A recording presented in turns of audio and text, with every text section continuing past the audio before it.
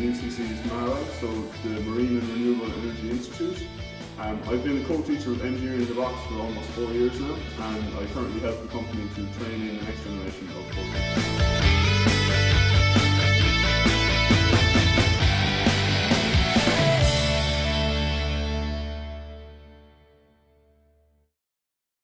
Shane, you mentioned there that you're a co-teacher on the Engineering in a Box program. What is a co-teacher? Yeah, so during the classes we use a co-teaching model, which means you as the engineer are the expert in your field and you're paired up with a teacher who is expert in their field, and you guys work together to best teach the kids about what you're doing, to best maybe make the class flow together. And the idea is that you're not an expert at keeping kids under control and they don't have all of the engineering knowledge you have, so when you come together it gives the best experience for the kids. So Shane, what inspired you to apply to become an Engineering in a Box co-teacher? Yeah, so during my PhD I wanted to do some outreach. Education is something that's really important to me, and I always enjoyed working with kids and explaining things, and when I saw the program, it was a no-brainer.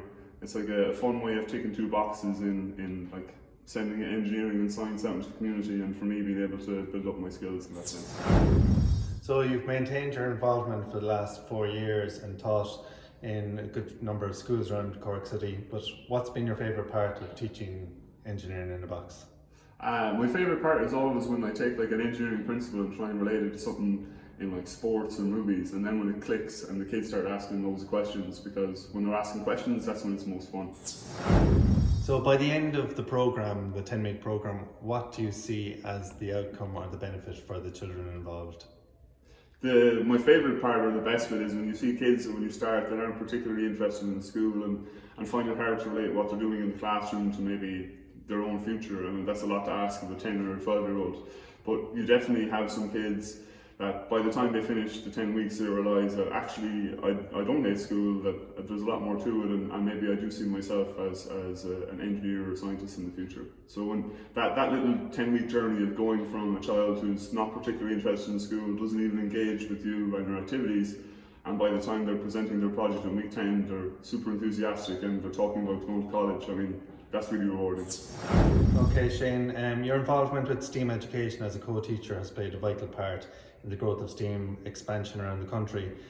You're today launching the STEAM Education Digital Badge of Achievement. What's the significance of the digital badge to you? I guess it's a recognition of all the hard work you do.